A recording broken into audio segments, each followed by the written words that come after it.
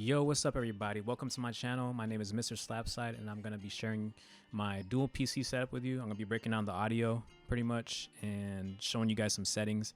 And as you can see, it's a real simple setup. You know, I'm really into like pretty much music production, all that. And you can see this is my USB interface. This is where I hook up my mic. It's a really good USB interface, great for audio production, and I'm just using it for gaming also. I could hook up my headphones to it and all that, and you can see those two blue wires right there go to my USB mixer, and this is the USB mixer. This thing is gonna pretty much connect into your streaming PC or secondary PC, and yeah, man, those two blue wires are connected to the USB interface.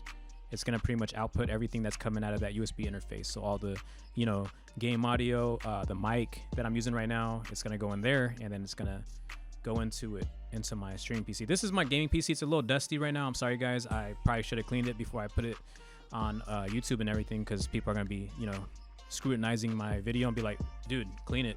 But honestly, I'm just so busy at work and like I don't got time for it. And I didn't know it was that dusty. I just really wanted to put up this video.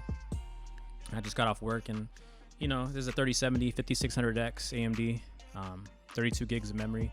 This is my streaming PC. Very simple. I don't even have a GPU. I got the Elgato 4K Mark II, and yeah, this is a 12700K Intel with 16 gigabytes of RAM, 3600 megahertz, and I'm pretty much future-proofing this. This is gonna be my gaming PC one day. I'm gonna put my RTX 3070 into this streaming PC, and then maybe my other PC, my current gaming PC, will be you know, a streaming PC. But you can see, take off no scaling.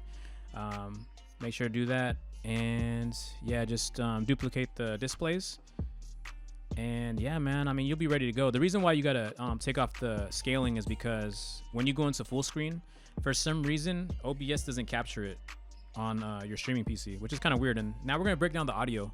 So the audio is real simple. I don't use Elgato audio at all. I just use the Elgato capture for the video, and then I have my line in, which is the USB mixer, right?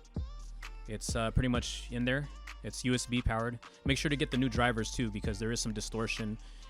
So you got to update the drivers. And here's my X264 settings.